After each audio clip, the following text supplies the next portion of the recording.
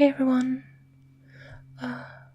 welcome to a new series, and probably what has become the most requested series on the channel, and also this is my fourth time trying to sit down and actually record this video, so hopefully this works.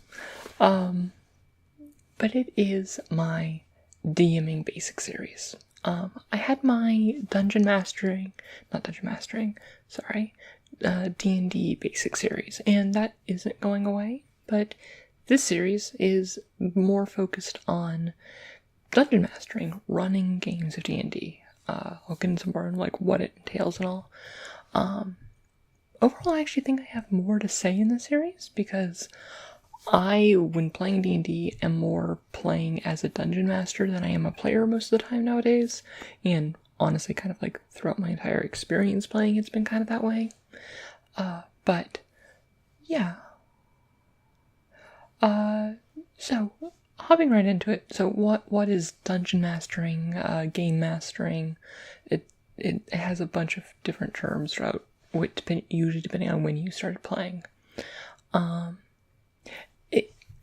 In a group of D&D, and for the series, like the D&D Basics series, I am focusing more on Dungeons and Dragons. I'm not going to be going into specific like editions, but I'm gonna try to keep the tips very broad. If there is a specific note to a specific edition, I will let you know. If I be like, this tip I give, don't do it in this edition, I'll let you know, but otherwise it's going to be very generalized, and not very focused on the mechanical aspects of dungeon mastering, because the mechanical aspects, there's so many articles on the rules, and you can just read in the book. The books are really well written and can help you understand them, a lot of things, but yeah. What was I going with? Oh, right. What is it? So, in typical group of Dungeons & Dragons, but also Pathfinder, because Pathfinder is essentially Dungeons & Dragons, just not made by wizards, you have a group of usually about 3 to 5 people, ideally. You can have less, you can have more. And then you have one person that is the Dungeon Master. Other tabletop RPGs will have a different system where they won't have a Dungeon Master, and it's more kind of like a weird, like procedurally based like encounters and stuff, but D&D is not one of those games. The Dungeon Master's job is to run all the monsters, run all the NPCs, kind of present the game world. Some people say it like one of the Dungeon Master's roles is to kind of like tell a story throughout the entire campaign, but I feel like that becomes risky when you see yourself as that, and I'll get into that later when I talk about like crafting narratives in a future episode. This episode will be a lot of, I will talk about this more in a future episode, as just kind of an overview of everything. But to a lesser extent, with an asterisk on it, you are kind of like, your job is to lead a story, that with your campaign, or even if it's just like a one-shot, which is just, well, I should explain that, you're trying to do that. There's several types of games you can DM. One is I think it's probably like the most famous is, campaigns. These are long, like ongoing,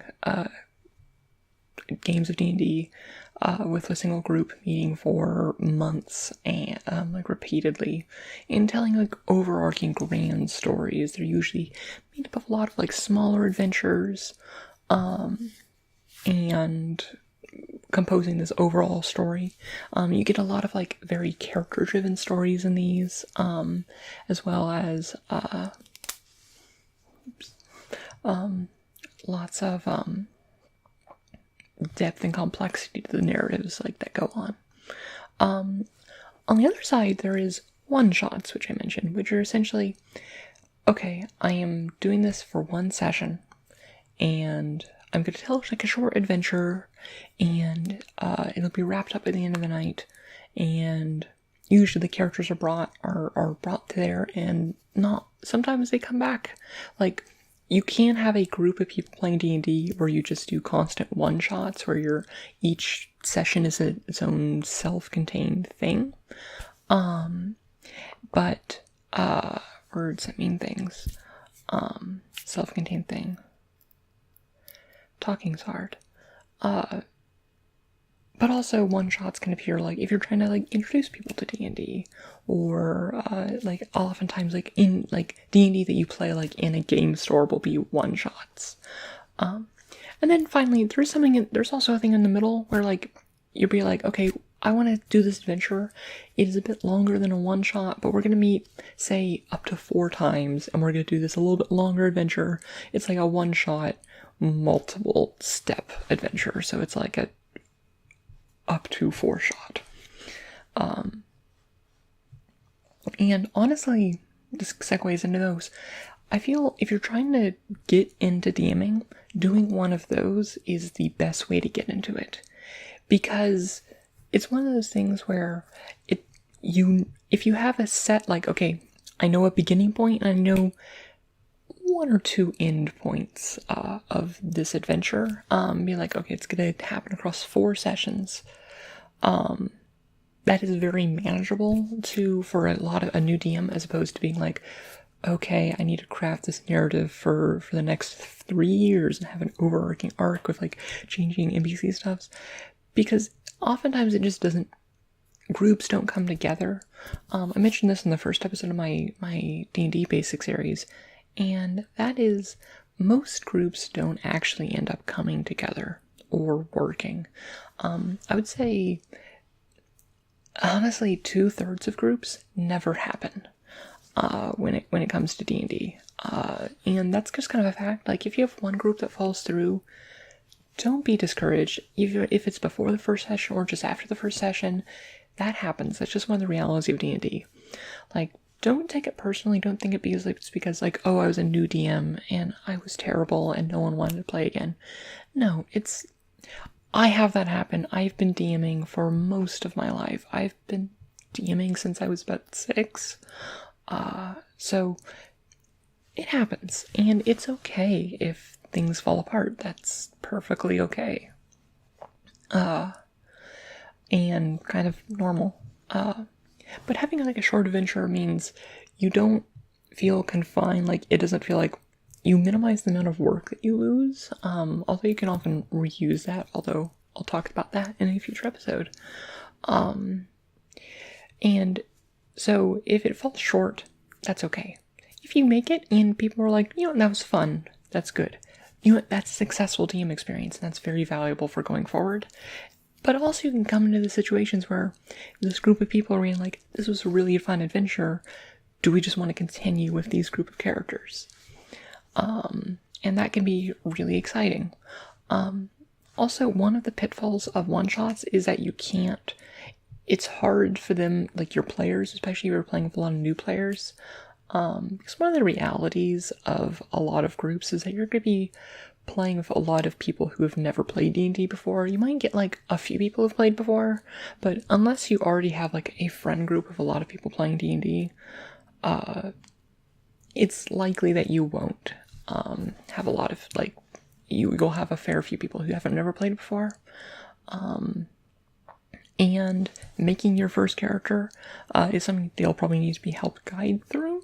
And for one shot, honestly, making your first character can take as long as the one shot, so it doesn't make sense to go do an entire character creation session. Whereas if you're doing, like, a short adventure that's like a 4-shot, having, like, a 5th session added on, or maybe being at one of the 4 being character creation makes a bit more sense. And honestly, character creation is one of the most, like, engaging parts and a good way to get players invested in your campaign. Because when they have, like, the personal connection to their character, that helps. Something I probably should have touched on before this is, should you DM? Like, when are you ready to DM? Honestly, you can probably DM, like, it is possible to DM without ever playing an actual game of Dungeons and Dragons, like never have been played as a player. I mean, like I said, I started when I was like 6. If I can do it when I was 6, you can do it. Granted, I was a terrible dungeon master at first. And honestly, you're not going to be perfect when you start. Like, no one's perfect at anything when they begin, and practice makes perfect. And you just gotta, dungeon mastering is definitely one of those things where you gotta do to get better at it. And there's many things you can do to like get ready like for that. Like first and foremost, just like read the books, like know the rules, like get a good grasp. You don't need to have a perfect understanding of all the rules. Because it's like oftentimes you'll have a player who doesn't know it, and you can always look up things in session, and you don't need to like do like a full like study like you're studying for finals the night before the first session to make sure you know every single little corner case and the rules. But it is important to have like a firm grasp on it. If you're currently in a D&D group as a player, ask your DM. They can often be like, okay, I have a lot of tips, or like, hey, could you like let me know what you're doing behind the scenes like this session. Like, don't tell me like all the secret information, but like what are you doing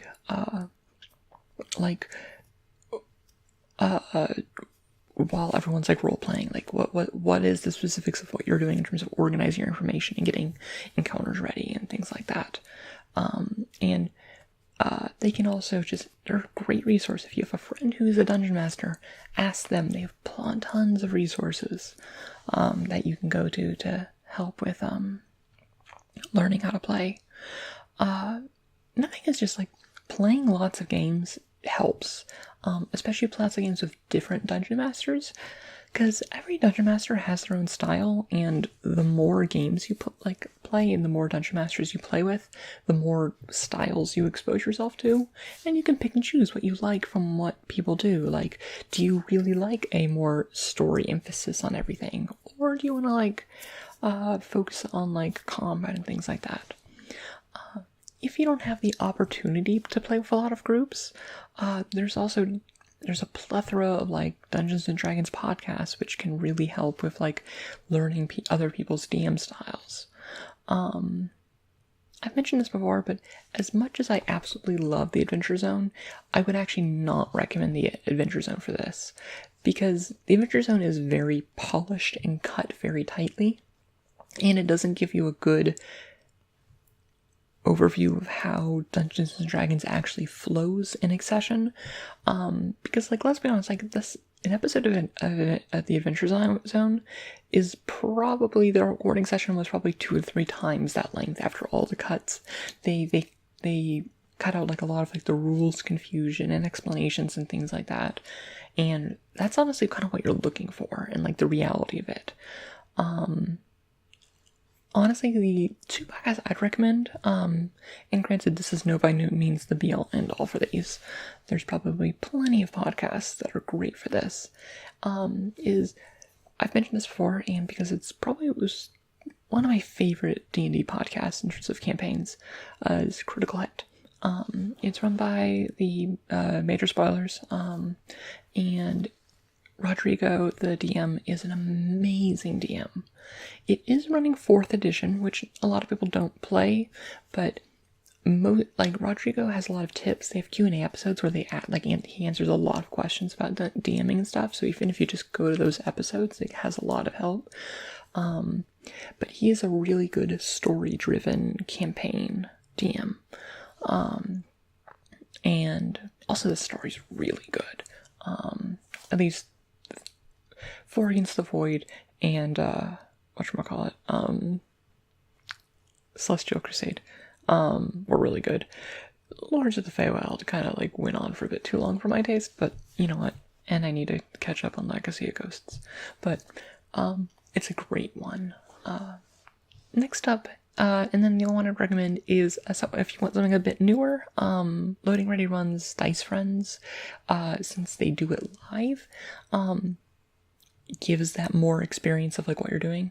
That's nothing. Typically live show like podcasts and stuff, give you a better actual experience of what D&D is like.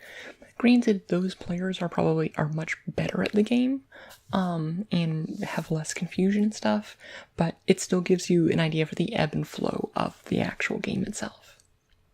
So, yeah, I will put links to both of those in the description for you, if you are interested. Next up, I need to talk about, finding a group. So once you figure out, like you got some experience and you're like, okay, we can work on this.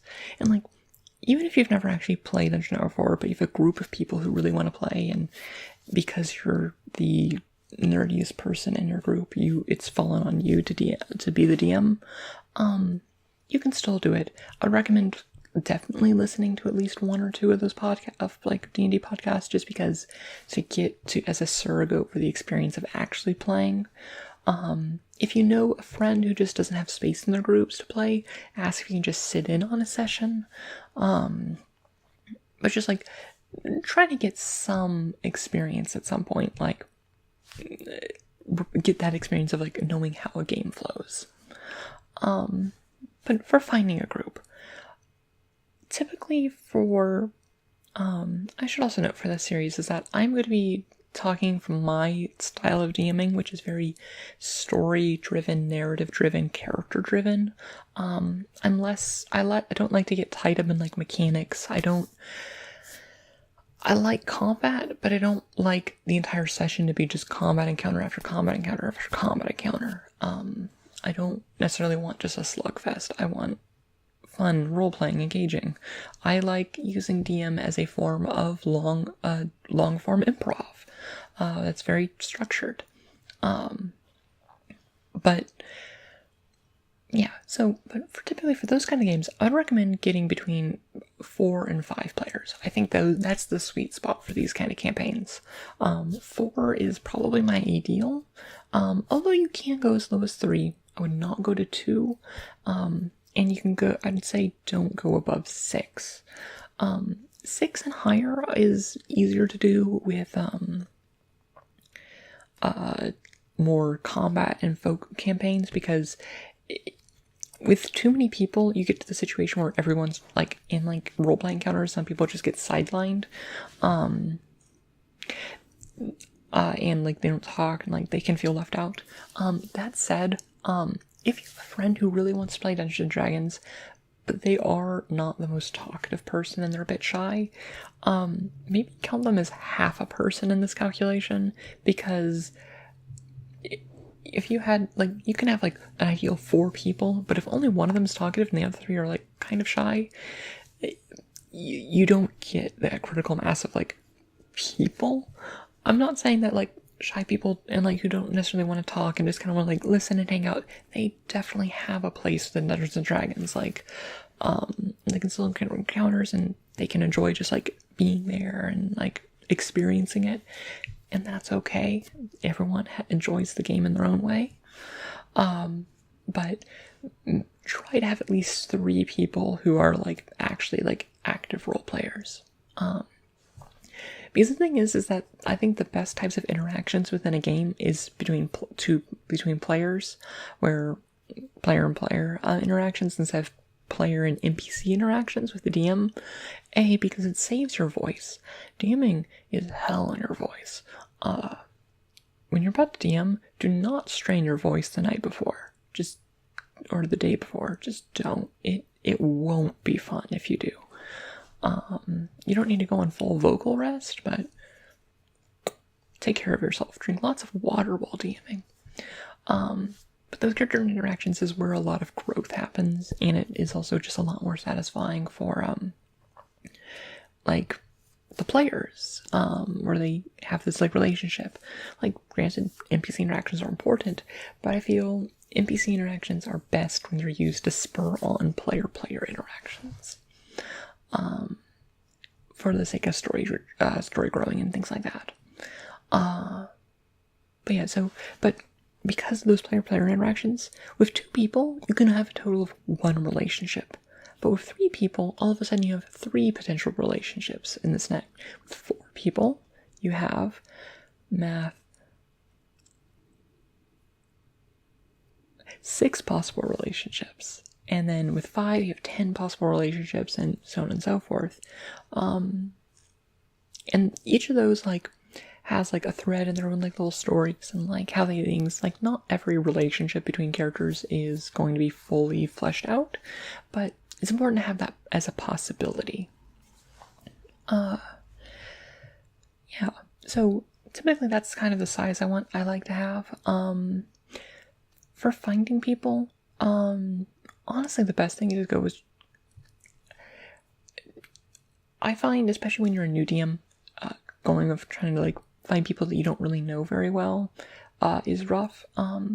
So I typically stick to your friends. If you don't have friends, I would say that's a subject for another video, but I don't think I'll be doing a DMing Basics how to make friends video. Sorry, that's not within the scope of what I'm doing. Also, I'm not sure how I got most of my friends, so I don't know.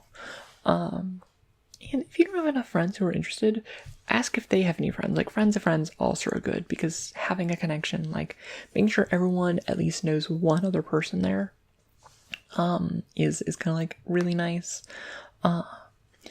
It is one typical thing I should note about that, is that as the DM, at least in D&D, and it can change based on group and group, but you're kind of, like, in charge of the game, where typically it's considered to be a kind of, like, granted, yeah, the entire game is the entire group's game, but you're kind of, like, the head of it, where it's typically common courtesy if a player wants to bring in a player to ask the DM first, and things like that. Like granted, you don't have to organize everything, but the DM often is the person who puts in the most work into the game, and I don't know, within the culture of D&D, it's kind of like, ask the DM before, like, making any, like, changes, especially, like, bringing in a person, or, like, even someone wants to observe, like, ask the DM first and the rest of the group.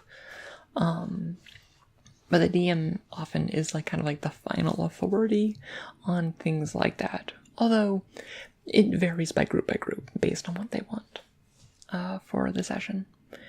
So yeah. What else? Oh, players. And, like, words that mean things.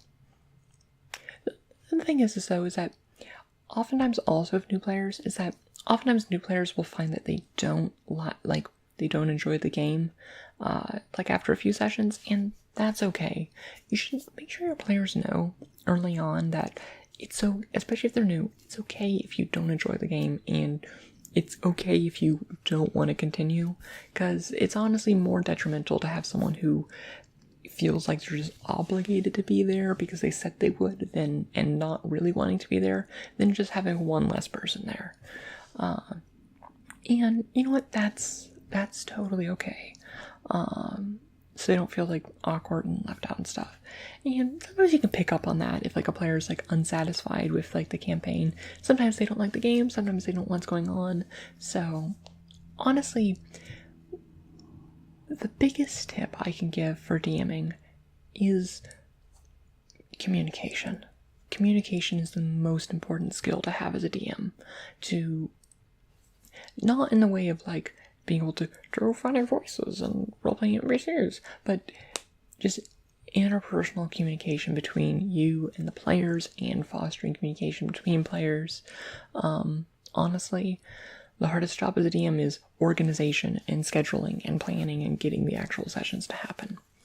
And granted, you can delegate those things, and that will be also a future episode, is dealing with burnout and, like, overextension, and helping, like, mitigate that via, like, delegation of tasks and things like that. But yeah. Well, I'm going to probably close this episode here. Just kind of, like, talking about the introduction to DMing. And if any of you have any requests for any topics of this series, let me know. And yeah, either we'll do a video on them, or at least incorporate them into another episode. Yeah, So, but like I said, the what are the main things? The other video, the D&D basic series isn't going away, but it's gonna be more episodic. Where like when I find like I feel like I have enough information like written to like do a full episode of it, I will do that. Same thing with the Magic basic series, and now the DMing basic series. Although I'll probably have a lot more episodes of the DMing basic series as over almost any of the other series. Well, I hope you enjoyed this video, and I'll talk to you all later. Alright,